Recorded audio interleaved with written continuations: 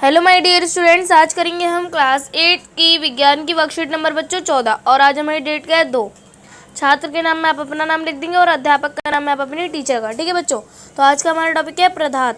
आज हम पढ़ेंगे धातु एवं धातु के बारे में। ठीक है, तो हमारे आसपास बहुत सारे पदार्थ पाए जाते हैं। यदि हम इन पदार्थों को धातु व अधातु से अलग करने के लिए कहें तो आप क्या करेंगे? शायद जो वस्तुएं ठोस व चमकदार होती हैं उन्हें आप धातु कहेंगे। आज हम पदार्थों के दिखावट और कठोरता के आधार पर दो वर्गों में वर्गीकृत करेंगे जिन्हें धातु और अधातु कहते हैं। ठीक है बच्चों, तो पढ़ेंगे सबसे पहले धातुओं के भौतिक गुण।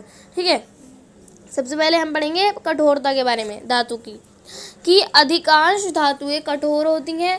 सोडियम व पोटेशियम धातुएं बहुत मुलायम होती हैं जिनको चाकू से काटा जा सकता है।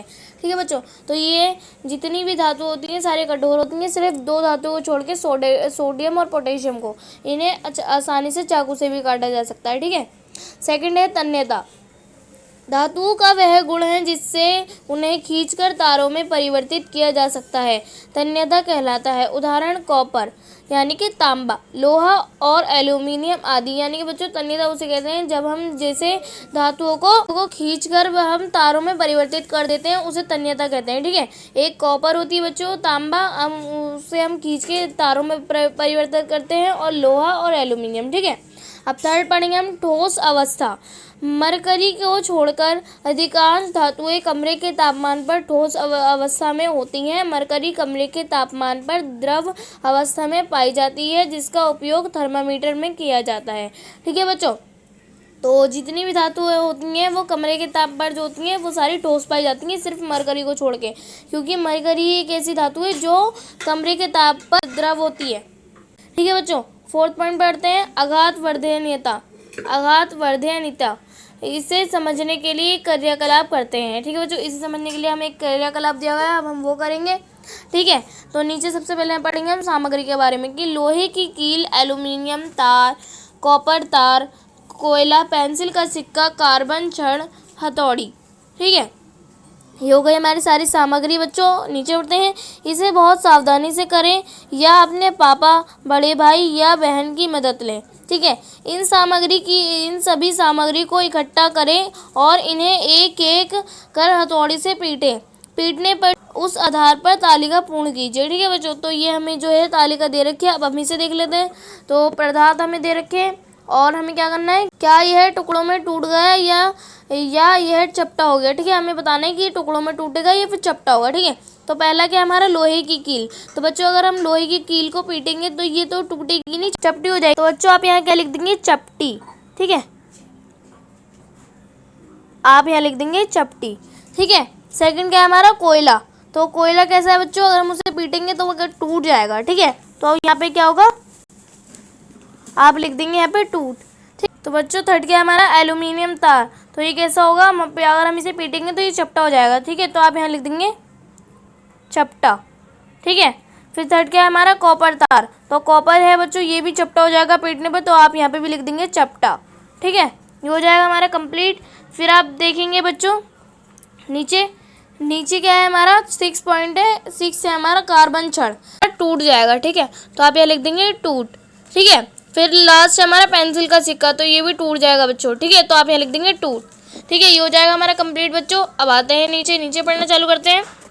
धातुओं का वह गुण जिससे उन्हें पीटकर शीट परिवर्तन किया जा सकता है आघात वर्धनीयता कहलाता है। अतः हम कह सकते हैं कि धातुएं कठोर, चमकीली, तन्य व आघात वर्धनीय होती हैं। धातुओं के कुछ उदाहरण iron, copper, aluminium, calcium, magnesium इत्यादि, सल्फर, कार्बन, ऑक्सीजन, फास्फोरस धातुओं के कुछ उदाहरण हैं। ठीक है बच्चों, तो अब हमें नीचे कुछ क्वेश्चन आंसर दे रखे हैं, अब हम वो कर लेते हैं। तो निम्नलिखित प्रश्नों के उत्तर दीजिए। ठीक है, तो पहला क्वेश्चन क्या हमारा, दो धातुओं के नाम लिखिए जिन्हें चाकू से काटा जा सकता है। तो आप इसका उत्तर क्या लिखेंगे बच्चों, सोडियम व पोटेशियम। ठीक है, सोडियम व पोटेशियम। तो बच्चों आप इसका उत्तर क्या लिखेंगे, सोडियम व पोटेशियम धातुओं को चाकू से काटा जा सकता है। ठीक है, ये हो जाएगा हमारा कंप्लीट। सेकंड क्वेश्चन बात है, सेकंड क्या हमारा, एक धातु का नाम बताइए जो कमरे के तापमान पर द्रव अवस्था में पाई जाती है। तो आप इसका उत्तर क्या लिखेंगे बच्चों, मरकरी कमरे के तापमान पर द्रव अवस्था में पाई जाती है। ठीक है, ये हो जाएगा हमारा कंप्लीट। फिर आता है हमारा थर्ड क्वेश्चन, क्या है बच्चों, तन्यता किसे कहते हैं। आप किस धातु के तार बनवाना पसंद करेंगे। ठीक है, तो आप इसका उत्तर क्या लिखेंगे बच्चों, आप इसका उत्तर लिखेंगे धातुओं का वह गुण है जिससे उन्हें खींचकर तारों में परिवर्तित किया जा सकता है, तन्यता कहलाता है। ठीक है बच्चों, और आप लिखेंगे कॉपर, हम कॉपर का तार बनवाना पसंद करेंगे। ठीक है बच्चों, ये हो जाएगा हमारा कंप्लीट। अब आते हैं अपने क्वेश्चन नंबर 4 पे। हमारा 4 क्वेश्चन क्या है बच्चों, दो धातुओं के नाम लिखिए जो आसानी से आघातवर्धनीय हो सकती हैं।